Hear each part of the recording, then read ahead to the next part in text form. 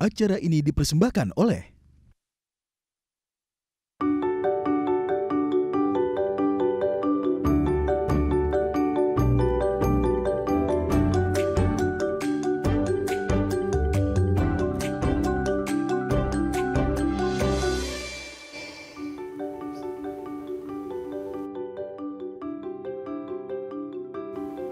Halo pemirsa, apa kabar? Senang sekali saya Astia Dika bisa kembali menemani Anda di program talk show yang syarat informasi inspiratif, apalagi kalau bukan bincang sehati.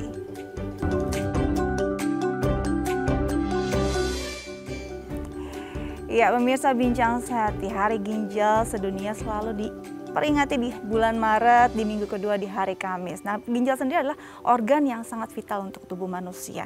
Mirisnya makin hari makin banyak sekali saudara kita, mungkin teman-teman kita yang mengalami kondisi ginjal atau gangguan ginjal kronik.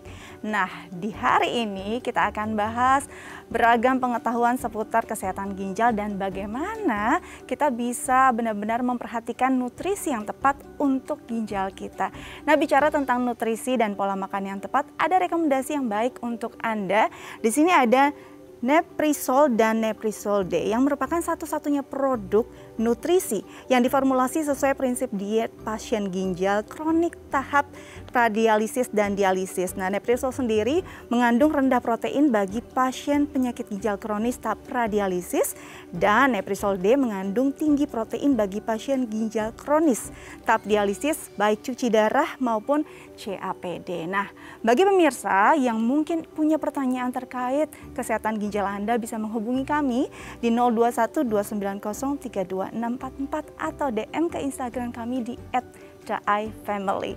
Oke, untuk membahas tema kita hari ini sudah bersama saya Dr. Tunggul Situmorang, SPPD KGH, Vinasim atau spesialis penyakit dalam konsultan ginjal hipertensi yang akan membahas tema kita di Hari Ginjal Nasional kali ini. Halo dokter, apa kabar? Baik Mbak Dika, selamat pagi. Salam sehat buat kita semua. Salam sehat, harus sehat ya dok ya, biar bisa berbagi.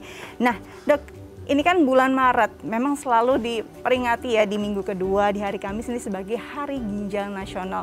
Seberapa penting sebenarnya? Ini kan sebenarnya menggaungkan lagi untuk masyarakat bisa memahami bahwa kesehatan ginjal itu begitu penting untuk tubuh manusia. Menurut dokter Tunggul sendiri seperti apa? Betul Mbak Dika, jadi ginjal itu sebenarnya adalah organ tubuh yang vital ya. Sama seperti jantung, paru-paru, hati dan sebagainya. Ya, ginjal itu terletak di pinggang dan dia bentuknya seperti buah pinggang, seperti kacang begitu ya, sebesar tinju masing-masing orang. Sehingga kepala tangan begitu. Letaknya di pinggang sehingga sering disambungkan bahwa sakit ginjal itu berarti sakit pinggang.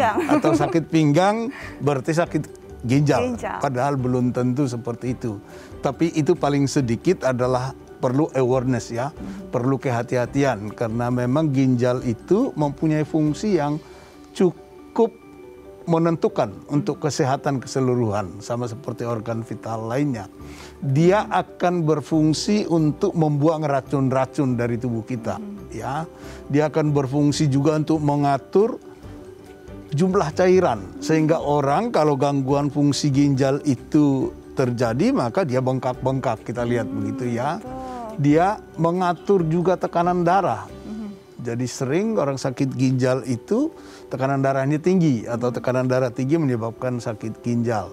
Dia juga mengatur untuk pembentukan sel darah merah melalui pengeluaran hormon yang disebut eritropoietin. Sehingga kalau orang sakit ginjal itu biasanya pucat gitu, HB-nya rendah. Selain itu juga dia berfungsi untuk memproduksi vitamin D3 aktif. Ya, sekarang itu lagi COVID kan, vitamin D digaungkan. Nah, itu peranan ginjal juga ada di situ. Dan dia juga mengatur keseimbangan asam basa. Jadi darah kita itu harus normal itunya pH-nya. Nah, itu diatur oleh ginjal. Jadi sangat banyak fungsinya dan sangat penting itu yang baru yang diketahui. Mungkin berkembangnya ilmu pengetahuan masih banyak juga fungsi-fungsi yang lain. Yang jelas bahwa kalau ada gangguan fungsi ginjal, maka itu akan mempengaruhi keseluruhan. Nah, yang menjadi faktanya adalah sering-sering orang gangguan fungsi ginjal itu pada awalnya tidak bergejala. Justru tidak bergejala. Tidak bergejala, ya, sehingga orang tidak sadar. Dan kita katakan bahwa dalam hal ini jadi penyakit ginjal itu menjadi silent killer, ya. Yes, betul. Pembunuh senyap begitu. Tiba-tiba sudah dibilang parah, gagal gitu ya? ginjal. Padahal prosesnya itu sebenarnya butuh waktu yang kita kenal sebagai penyakit ginjal kronik yang tadi Mbak Dika kemukakan. Itu kita katakan penyakit ginjal kronik kalau sudah terjadinya lebih dari 3 bulan. Kalau yang kurang dari itu masih akut gitu ya. Jadi ini terjadi secara pelan-pelan dan walaupun pelan dia progresif. Artinya penurunannya akan bisa cepat fungsi ginjal itu kalau tidak diantisipasi, kalau tidak dijaga. Jadi begitulah kita perlunya untuk mensosialisasikan sebenarnya kepada masyarakat. Gitu Mbak Dika. Penting sekali disosialisasikan karena mungkin masih banyak yang kurang aware juga pada fungsinya. Ternyata sebegitu vital gitu ya. Dan ini harus diketahui banyak oleh masyarakat. Sepertinya sekarang dokter juga pakai batik ini ya. Ini salah satu bentuk sosialisasi ya untuk masyarakat lebih aware lagi terhadap kesehatan ginjalnya. Tadi dokter bilang bahwa sebenarnya kadang-kadang kita tuh tidak merasa. Makanya dibilang ginjal ini bisa jadi silent killer. Apa dok? Tindakan antisipatif yang bisa kita lakukan. Apakah ada tes, mungkin tes dini, tes pencegahan yang bisa kita lakukan terhadap ginjal kita untuk bisa memastikan dia bisa berfungsi dengan sehat? Betul. Jadi seperti yang saya katakan tadi, orang merasa bahwa tidak ada sakit pinggang, berarti tidak sakit ginjal. Enggak juga sangat jarang sakit ginjal, sakit pinggang. Justru sangat jarang ya dok ya? Sangat jarang. Ya. Jadi sehingga tidak aware, tidak diperhatikan. Nah, sebenarnya dari awal harus diwaspadai. Pertama adalah kita mengenal dulu diri kita itu adakah menjadi yang kita katakan grup yang mempunyai risiko tinggi. Jadi ya kecenderungan akan sakit ginjal. Tentu kan tidak semua orang begitu jadi langsung sakit ginjal, enggak. Enggak juga ya. Ada faktor-faktor atau penyebabnya. Nah, kalau orang ada riwayat diabetes, misalkan itu adalah grup yang masuk risiko tinggi. Hipertensi. Kemudian dia sering misalkan dikatakan pernah batu ginjal. Atau sakit alergi. Atau sering-sering infeksi. Infeksi saluran kandung kemih bisa nggak? Infeksi saluran kemih termasuk itu golongannya yang batu tadi. Biasanya kalau batu ginjal itu akan infeksi. Nah, jadi kalau masuk di dalam faktor-faktor risiko itu, maka tentu harus lebih waspada, lebih hati-hati dari awal. Walaupun belum ada gejala dan sangat mudah sebenarnya Mbak Dika. Caranya jadi gimana, dok? Dengan memeriksa urin saja, itu kencing yang biasa, itu sudah bisa mengetahui fase dini. Nah, sering-sering orang melihat sesudah kencingnya berbusa baru datang. Gitu. Berbusa itu umumnya disebabkan adanya gangguan atau keterlibatan ginjal. Gitu. Itu biasanya proteinnya sudah keluar di urin. Jadi kalau ada gangguan di dalam saluran kemih, apakah itu warna kencingnya berubah merah, berarti kemungkinan ada darah misalkan, atau menjadi lebih pekat karena kurang minum, atau misalkan sudah ada busa-busa buih pada waktu kencing, maka itu perlu diperiksa. Sangat mudah sebenarnya memeriksa itu di laboratorium, tidak perlu ditusuk-tusuk ambil darah dengan urin gitu. Saja, urin dengan saja, tes dini karena kita sederhana pemeriksaan ya, urin itu menjadi jendela untuk mengetahui kelainan ginjal, kira-kira begitu. Itu dia. Jadi sebenarnya bangun pagi kita lihat dulu urin kita, itu adalah hal yang mungkin sederhana yang bisa kita lakukan untuk menjaga atau melakukan tindakan antisipatif pada kesehatan ginjal kita. Nanti kita lanjut lagi ya dok ya. Tapi kita harus jeda dulu. Jangan kemana-mana, tetap bersama kami di Bincang Sehati.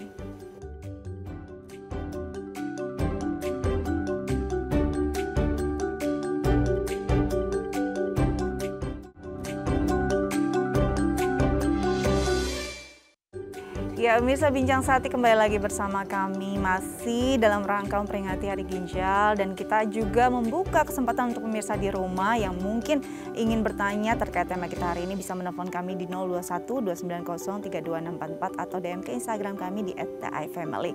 Kita lanjut lagi dengan bersama Dr. Tunggul. Dok, tadi dokter sendiri sebenarnya sudah menjelaskan bagaimana tes-tes sederhana yang sebenarnya bisa kita lakukan di rumah. Apalagi untuk orang-orang yang tadi sebenarnya berisiko ya dok ya. Nah sebenarnya kalau bicara tentang gangguan ginjal, fungsi ginjal sendiri, ada yang namanya pradialisis dan dialisis. Ini perbedaannya apa sih dok? Ya, jadi seperti yang kita katakan tadi, sebenarnya pada awalnya tidak ada gejala ya. Waktu itu orang belum sadar bahwa sebenarnya ginjalnya sudah bermasalah.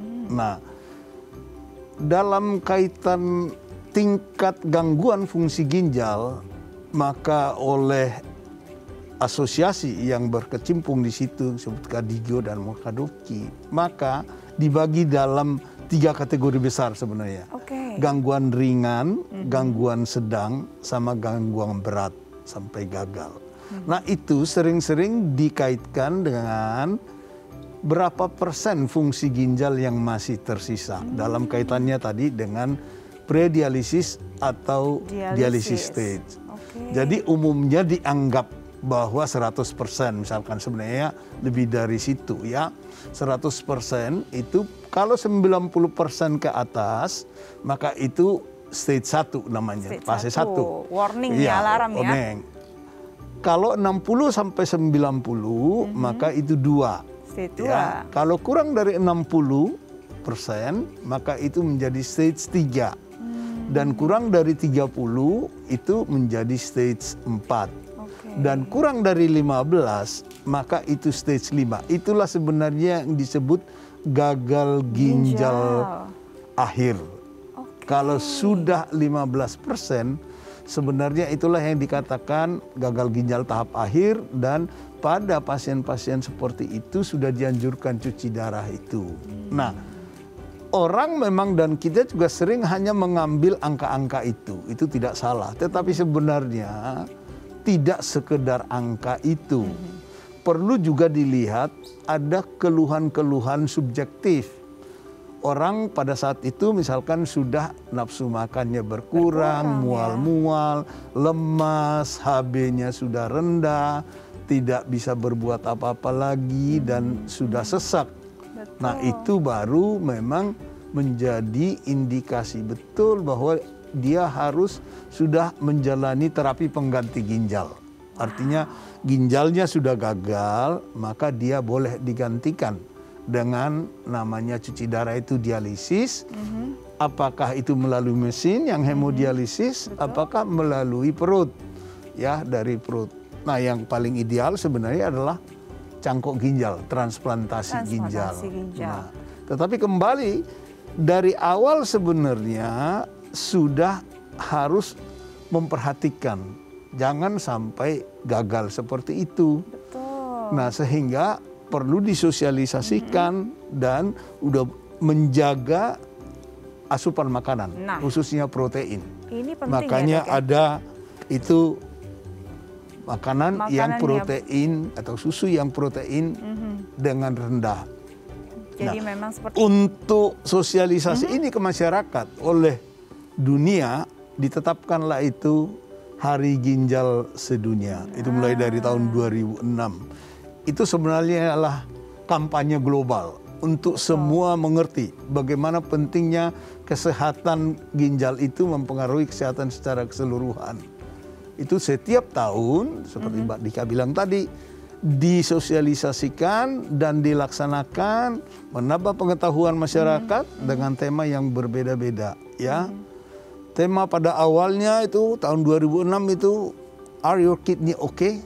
Nah, jadi sehingga orang disadarkan apakah ginjalnya baik apa enggak nih, kira-kira begitu. Nah sekarang dulu ya. Betul.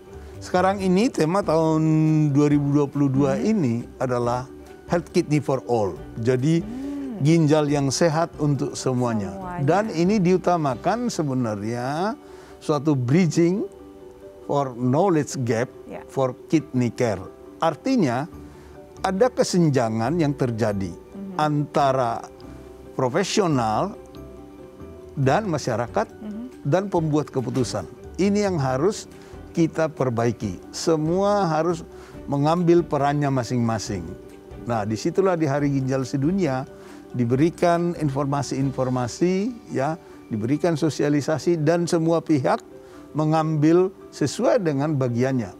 Pemerintah yang memberikan keputusan-keputusan, masyarakat. Jadi disitulah kampanye-kampanye untuk kesehatan ginjal itu disosialisasikan. Kami sendiri nih memakai batik dari ya, ginjal, ya. begitu ya. Itu kami di Pernevi, Perhimpunan Nefrologi Indonesia, dan mensosialisasikan itu. Begitu. Jadi ini sosialisasi, bentuk sosialisasi yang juga mengangkat kebudayaan Indonesia, estetik juga, mengingatkan orang dengan cara yang tidak menakutkan, tapi dengan cara yang indah ya, Dok, ya, dengan batik ini.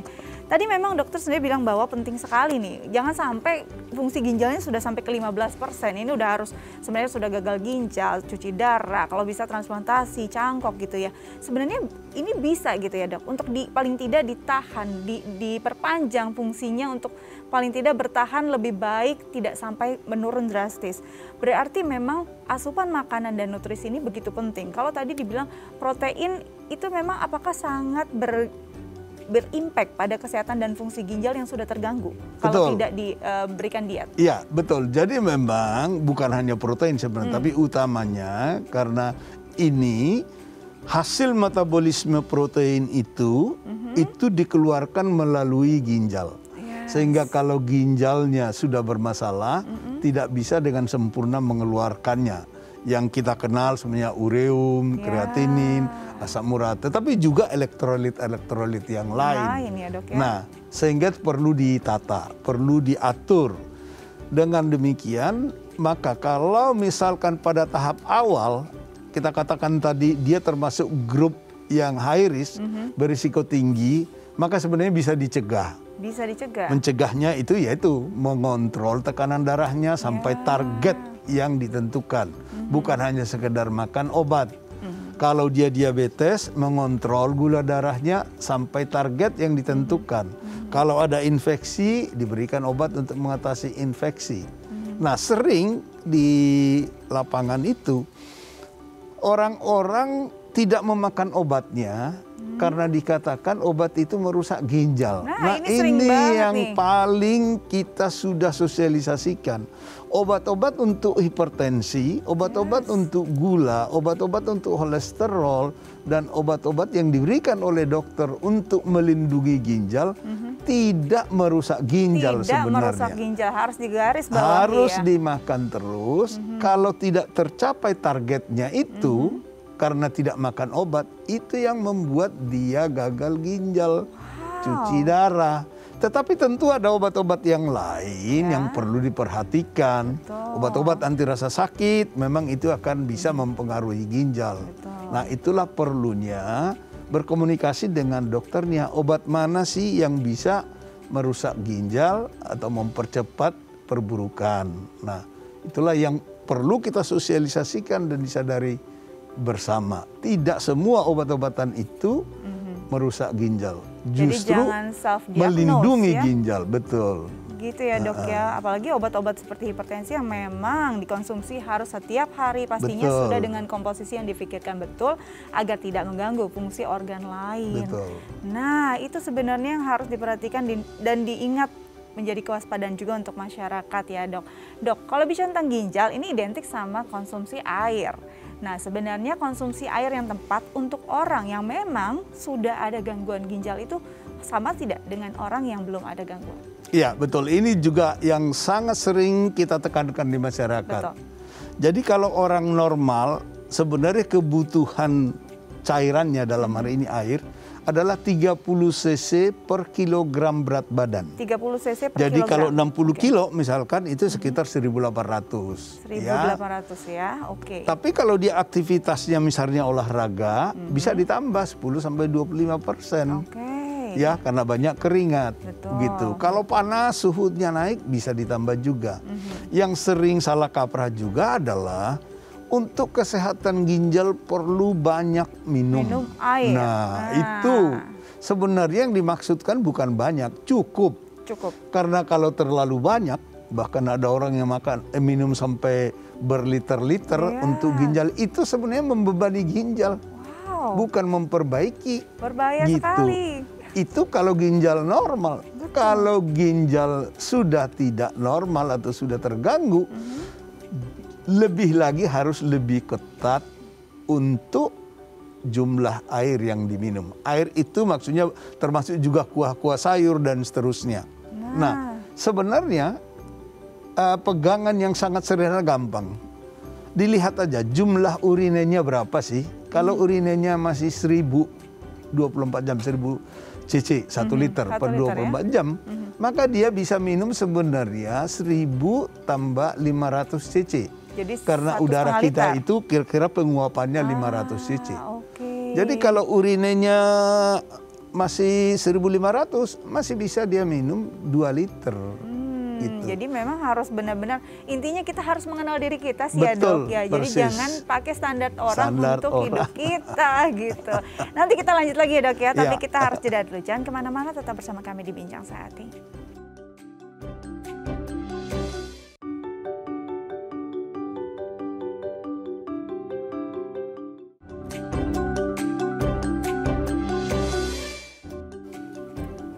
Ya pemirsa, kembali lagi bersama kami di Bincang Sehati. Dan bagi pemirsa yang ingin mungkin punya pertanyaan terkait tema kita hari ini tentang kesehatan ginjal, bisa menelpon kami di 0212903244 atau DM ke Instagram kami di @theifamily. Kita kembali ke Dokter Tunggul. Dok, tadi kita bicara tentang minum. Ini baru minum loh, asupan makanan banyak sekali. Untuk orang-orang yang memang sudah ada gangguan dan ada penurunan fungsi ginjal, apa yang makanan atau asupan yang harus sangat dihindari atau mungkin diminimalisir? Baik, tadi mengenai minum memang banyak sekali itu memberatkan ginjal. Betul. Tetapi kalau sangat kurang juga itu tidak baik. Dehidrasi namanya, pasti langsung ginjalnya bermasalah. Nah, soal makanan, yang terkait langsung sebenarnya yang selalu kita tekankan adalah soal protein yang tadi. Dan itu disarankan sudah harus diatur sejak dia masuk tahap gangguan sedang atau sedang berat, ya. Jadi sesudah kurang dari 60% itu mulai diatur. Umumnya kita sarankan itu kalau kebutuhan normal itu 1 gram sampai 1,2 gram per kilogram berat badan, maka pada tahap awal ya gangguan sedang, maka kita anjurkan 0,8 gram per kilogram berat badan.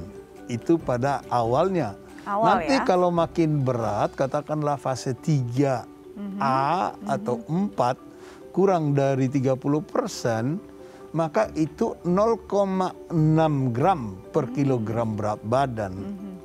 Nah, kadang-kadang pasien itu merasa kalau makin sedikit asupan proteinnya berarti makin baik, kira-kira begitu. Itu pun tidak tepat. Jadi harus berkonsultasi dengan ahli gizi. Ahli gizi sangat memegang peranan penting untuk mengatur. Kalau misalkan 0,8 gram itu seberapa banyak yang dikonsumsi, kalau 0,6 itu seberapa banyak. Jadi diatur. Dan umumnya harus disesuaikan dengan kebiasaannya.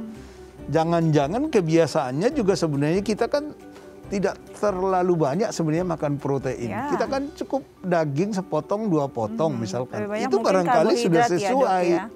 Jadi jangan terlalu dihantui atau ditakuti, wah nanti saya dilarang oleh ahli gizi untuk mengkonsumsi. Enggak juga. Ya, sebenarnya kalau 0,8 gram itu masih kehidupan normal orang Asia. Betul. Ya. Yang tidak terbiasa dengan makan daging banyak, kira-kira begitu. Jadi mungkin sebenarnya itu bisa dilakukan. Yang penting komunikasinya dan juga menjaganya secara konsisten gitu. Tidak seminggu, tidak sebulan. Tapi harus terus-menerus dan bisa dinikmati, bukan menjadi beban. Itu yang menjadi utamanya. Justru makin jadi beban, makin turun nanti fungsi ginjalnya ya dok ya. Jadi perlu sekali memang kita berkonsultasi sebenarnya dengan ahli gizi dan juga mungkin jangan self diagnose, jangan berobat di artikel ya dok, berobat ya sama tenaga medis dan perlu juga memilih nutrisi-nutrisi yang tepat. Mungkin Neprisol D dan juga Neprisol ini bisa jadi satu pilihan ya. Oke, ada penelpon sepertinya yang akan bertanya kepada Dokter Tunggul. Kita coba sapa. Halo dok. Halo, dari siapa? Jadi dokter deh yang saya sapa nih, saking semangatnya. Halo, dengan siapa di mana?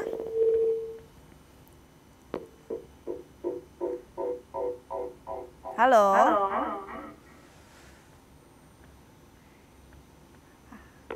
Oke, sepertinya ada gangguan sambil menunggu agar tersambung. Dok, kalau bicara tentang gangguan fungsi ginjal ini kan banyak juga mungkin ya yang beredar. Karena tadi dokter bilang sendiri banyak yang takut makan obat, minum obat nih kayaknya takut gitu, ntar ginjalnya makin parah. Jadi makanya mungkin ada yang beralih ke herbal. Nah ini sebenarnya boleh nggak sih dok?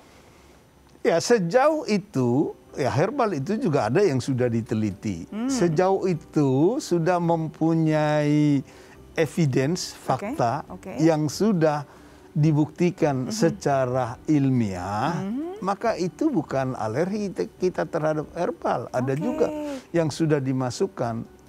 Yang terpenting sudah teruji klinis begitu ya? Betul, harus ada bukti yang sahih ya, yang diteliti menurut kaidah-kaidah penelitian gitu.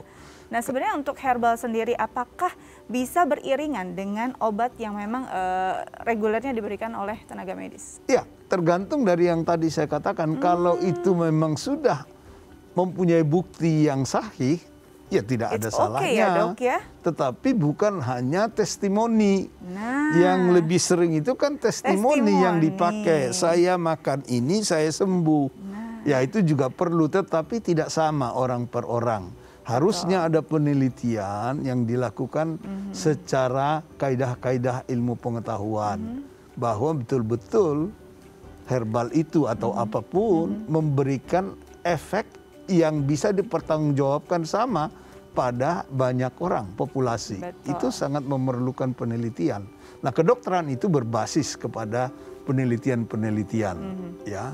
Itu dia, karena memang harus teruji klinis. Pada dasarnya semua juga berawal dari alam, tapi harus diuji lagi kebenarannya apakah benar-benar bereaksi dengan baik pada tubuh. Jangan berdasarkan perasaan saya udah sehat gitu ya dok ya. Nah dok, kalau bicara tentang pengobatan, mungkin orang identik kalau ginjal berarti saya cuci darah gitu ya. Sebenarnya pengobatan sebelum sampai ke arah cuci darah, sebelum sampai fungsinya sudah benar-benar minim sekali. Pengobatan apa sih dok yang dijalani oleh orang-orang mungkin yang masih dalam tahap ringan atau sedang ke berat? Betul, itu yang tadi Mbak Dika bilang predialisis itu. Sebenarnya di situ banyak yang bisa dibuat. Pertama adalah penyebab dasar gangguan fungsi ginjal itu harus dikendalikan. Itu dia ya. Kalau itu diabetes, kendalikan diabetesnya. Kalau itu hipertensi, kendalikan tensinya sampai target yang dianjurkan. Bukan hanya sekedar makan obat. Jadi harus dimonitor, di follow up secara terus-menerus. Dan di follow up bukan berarti harus datang ke rumah sakit sebenarnya. Kan bisa komunikasi, apalagi sekarang ini dengan WhatsApp, dengan telemedicine dan seterusnya. Nah itulah diperlukan hubungan yang baik antara pasiennya dengan dokternya, begitu ya. Jadi komunikasi yang baik. Nah, yang banyak yang bisa dilakukan di situ. Jadi sesudah penyakit dasarnya dikontrol, diperbaiki. Nah, yang tadi diatur gizinya, pola makannya, asupannya, nah, jadi bisa proteinnya dikurangi dan juga sebenarnya harus dijaga quality of life-nya, kualitas hidupnya. Itu penting. Itu ya. Nah, kadang-kadang orang ketakutan nanti dibatasi semua. Enggak begitu. Ahli gizi kita itu sudah sangat mempunyai pengalaman dan trik-triknya banyak menyesuaikan dengan apa yang memelihara kualitas hidup kita. Itu dia yang penting, karena pastinya sudah ada ilmunya. Kita coba hubungi lagi ya dok ya, yang penelpon ini ya. Halo, dengan siapa di mana? Selamat siang. Selamat siang, dengan siapa Ibu? Dengan Ibu Sani. Ibu Sani, di mana? Di Bekasi. Di Bekasi. Silakan Ibu pertanyaannya. Iya dokter, saya mau tanya. Ibu saya itu didiagnosa gagal ginjal. Tapi emang dia suka makan makanan yang asin nih dok. Nah kalau udah gagal ginjal gini apa masih diperbolehkan atau ada alternatif makanan lain nih dok? Baik, sepertinya terputus suaranya di studio. Bisa diulang Mbak Sani? Jadi tadi kondisinya sudah gagal ginjal ya? Iya. Sering makan yang Sering asin-asin makanan yang katanya. asin. Oke.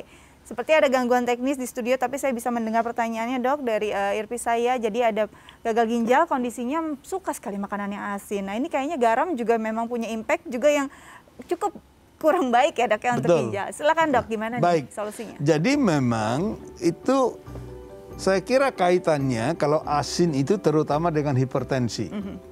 Sudah terbukti bahwa makanan yang asin akan menyebabkan hipertensi.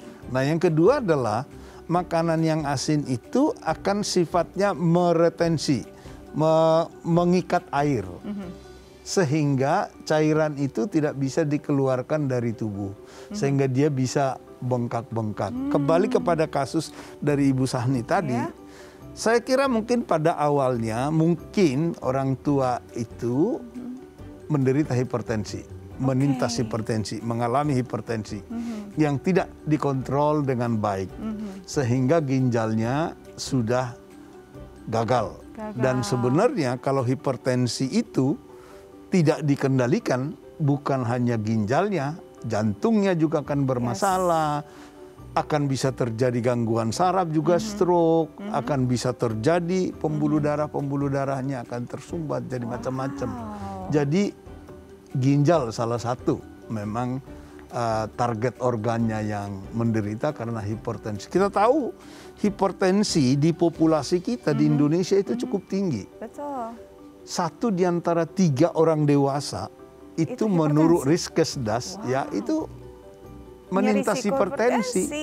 Dan sebagian besar tidak sadar bahwa hipertensi karena tidak ada gejalanya juga dan tidak mengetahui apakah dia perlu diobati hipertensinya gitu. Jadi ini memang penyebab utama gagal ginjal di negara kita.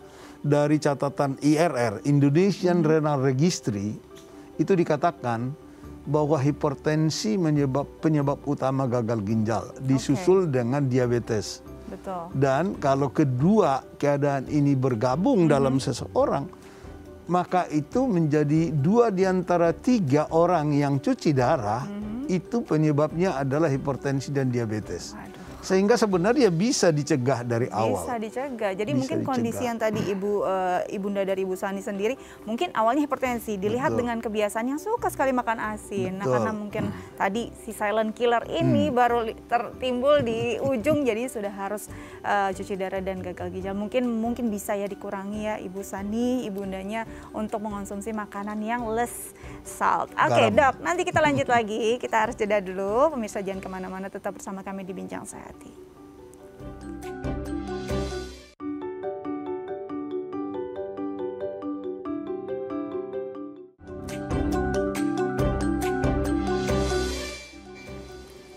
Ya pemirsa, kembali lagi bersama kami di Bincang Sehati, masih membahas seputar kesehatan ginjal. Nah, kita kembali dengan Dr. Tunggul. Dok, kalau bicara tentang tadi kan sosialisasi, pengetahuan tentang ginjal, mungkin masih banyak juga masyarakat yang tidak aware, mungkin lebih famous jantung gitu banyak ya.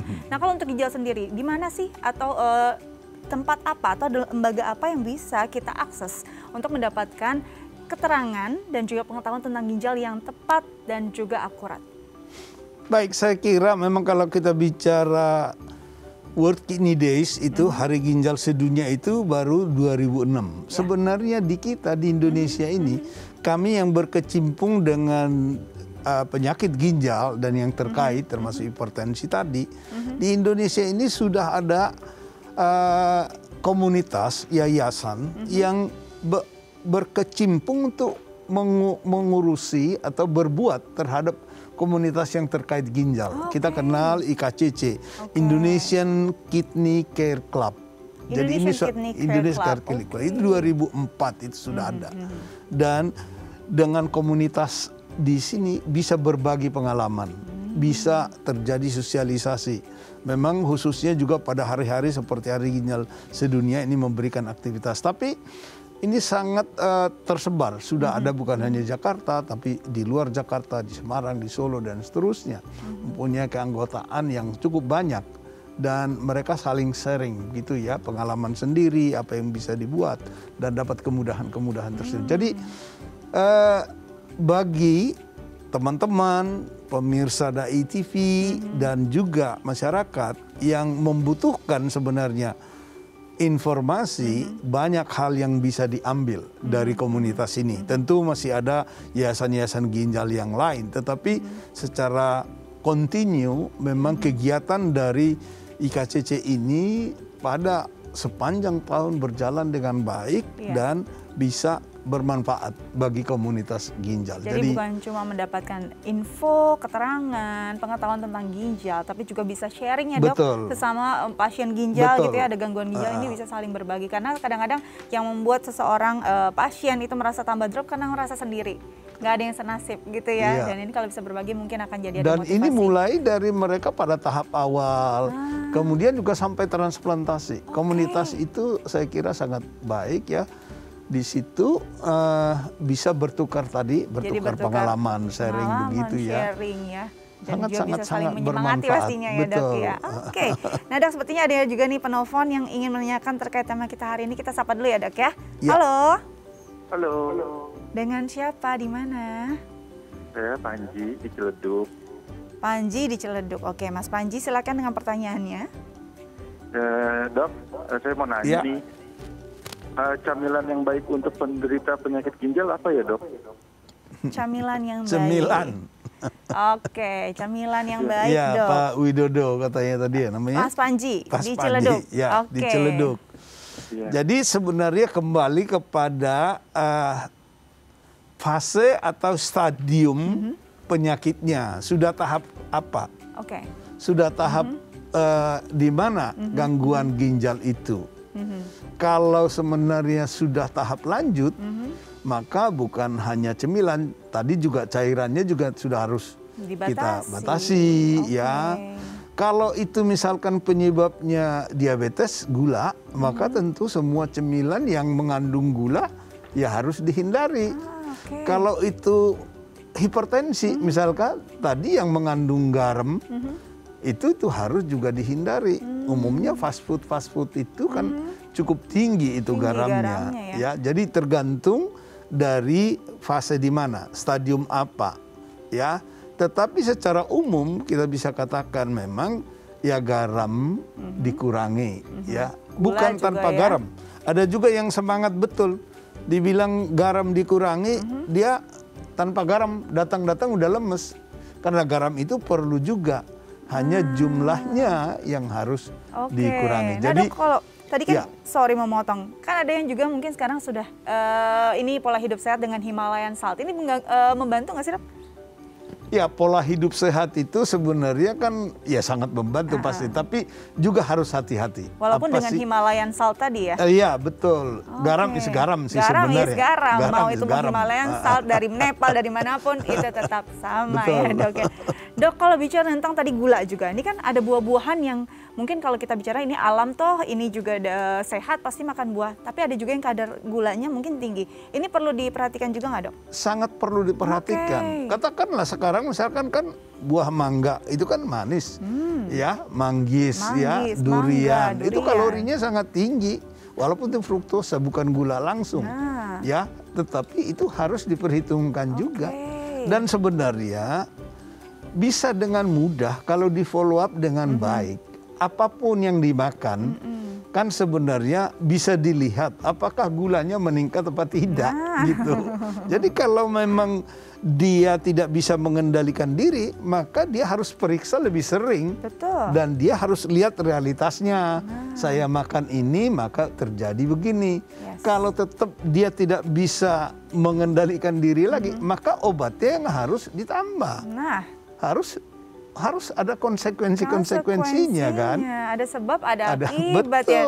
Garam ya garam, gula ya gula. Mau itu buah-buahan tetap harus kita perhatikan. Jangan sampai habis makan mangga banyak-banyak mulai drop ya dok. Ini jadi harus jadi perhatian. Nah dok, kalau bicara tentang tingkat kesembuhan, sebenarnya dari tadi kan sebenarnya bisa dicegah, bisa kok kita minimalisir penurunan fungsinya. Bisa sembuh nggak sih dok? Nah, sebenarnya yang paling pertama selalu kita diskusikan yang dimaksud dengan sembuh antara pasien atau yang menanyakan ini dengan yang kita maksud match apa enggak. Oh, harus sinkron nih. Ya, yang sembuh apa sih? Sembuh misalkan bahwa tidak kesakitan pasti bisa. Oke. Nah, sembuh misalkan tidak sesak pasti bisa. Pasti bisa. Sembuh tidak bengkang-bengkang pasti bisa. Tapi penyakitnya yang dimaksud sama dia sembuh, apa sudah harus tuntas? Belum tentu. Tapi bisa dikendalikan. Jadi saya kira indikator atau parameternya mudah saja. Klinisnya apa yang dia rasakan, keluhan-keluhan subjektifnya apa. Kemudian kita lihat parameter objektifnya apa.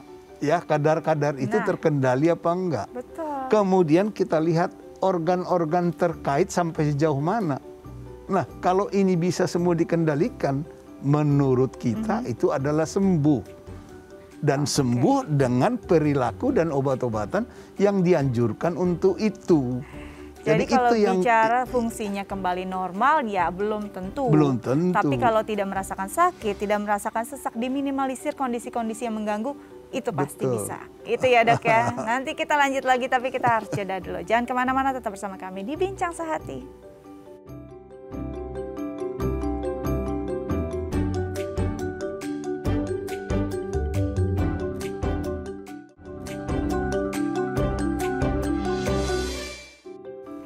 Ya pemirsa Bincang Sehati kembali lagi bersama kami. Tadi kita sudah membahas banyak sekali ya tentang kesehatan ginjal. Dan ternyata untuk orang dengan gangguan ginjal ini penting sekali untuk menjaga pola makan. Nutrisinya juga harus terjaga. Dan sebenarnya bahwa setiap orang, setiap individu masing-masing punya kondisi dan kebutuhan gizi yang berbeda-beda. Karena itu penting sekali untuk berkonsultasi dengan tenaga kesehatan ataupun ahli gizi.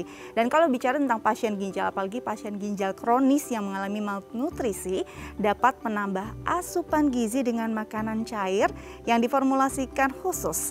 Nah, Kalbe Farma mempersembahkan Neprisol untuk dukungan nutrisi pasien ginjal kronis tahap radialisis dan Neprisol D untuk dukungan nutrisi pasien ginjal kronis tahap dialisis. Nah, komposisi makronutrien dan mikronutrien ini sudah disesuaikan dengan prinsip diet pasien ginjal kronis.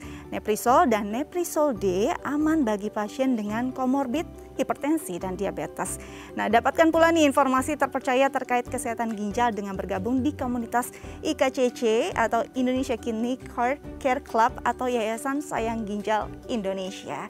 Nah, ini penting sekali, benar-benar kita bisa memperhatikan lagi nih asupan gizi kita, apalagi memang pasien yang sudah ada gangguan ginjal. Ini penting sekali untuk bisa memahami apa yang baik untuk tubuh kita, apa yang baik untuk kita makan. Kita lanjut lagi ke Dokter Tunggul. Dok, tadi kita sudah berbincang banyak sekali ya dok ya tentang ginjal ya. Dan ini adalah sosialisasi yang tepat pastinya untuk masyarakat. Mungkin ada tips dari dokter sebenarnya untuk kehidupan sehari-hari. Ada baiknya untuk mencegah daripada mengobati sebenarnya dok ya. Apa yang harus kita hindari? Kalau bicara tentang rokok sendiri misalnya, ini adalah kegiatan yang sebenarnya bisa mengganggu nggak sih untuk kesehatan kita? Baik Mbak Dika, jadi penyakit ginjal itu sebenarnya mengenai suatu populasi dengan risiko faktor. Jadi kenali dulu ya faktornya dirinya, apakah risiko faktornya diabetes, hipertensi. Jadi kalau itu bisa dikendalikan, maka penyakit ginjal itu bisa dicegah dari awal. Tetapi kalau ada perjalanannya bahwa sudah terlanjur kena karena terlambat datang, maka masih juga bisa dikendalikan dengan memperlambat perburukannya. Sehingga syukur-syukur bisa diperlambat tidak sampai cuci darah. Ya, dengan mengontrol yang tadi, semua faktor-faktor yang harus dikendalikan itu. Dan kalaupun sebenarnya, walaupun kita tidak mau, sudah terlanjur gagal ginjalnya, masih ada yang bisa dibuat, yaitu terapi pengganti ginjal dengan dialisis maupun transplantasi. Jadi kalau orang dengan gagal ginjal, jangan merasa bahwa hidupnya harus gagal. Gagal ginjal itu tidak sama dengan gagal hidup. Silahkan ginjalnya sudah terlanjur gagal, tapi hidupnya tidak perlu gagal. Masih banyak yang bisa diperbuat. Dan bukan sekedar hidup, itu juga orang selalu merasa, ini saya menjadi beban, ini saya menjadi jadi nanti tidak bisa kemenangan. Enggak, hidupnya itu hidup yang berkualitas, hidup yang berkarya, hidup yang berguna, bermanfaat, dan bisa menjadi berkat. Jadi andai kata pun sudah gagal, tetap bisa hidup dengan hidup yang berkualitas dan bermanfaat dan berkarya dan menjadi berkat. Tentu umur itu Tuhan yang menentukan, tapi kualitas hidupnya bisa dipertahankan dengan baik dengan majunya teknologi sekarang ini. Jadi saya kira kalau disuruh terapi pengganti ginjal itu bukan masalah, itu adalah solusi. Itu adalah solusi. Dialisis memang dulu pernah dibilang cuci darah menyeramkan, enggak. Dialisis sekarang, dialisis itu adalah membersihkan kotoran-kotoran dari tubuh. Kalau membersihkan kan jadi bisa segar. Begitu. Kalau ibu-ibu atau ini barangkali kan kalau ke salon itu kan merasa segar gitu. Segar, itu ya. dialisis itu juga begitu. Datang ya, untuk dok, ya. dibersihkan. Jadi itu saya kira tipnya. Di support fungsi ginjalnya. Masih ada harapan. Gagal ginjal bukan gagal hidup. Dok, makasih banyak ya sudah berbagi bersama kami di Bincang Sehati. Semoga ini sangat berguna pastinya untuk keluarga Indonesia di rumah. Saya Astia Dika pamit undur diri. Sampai jumpa.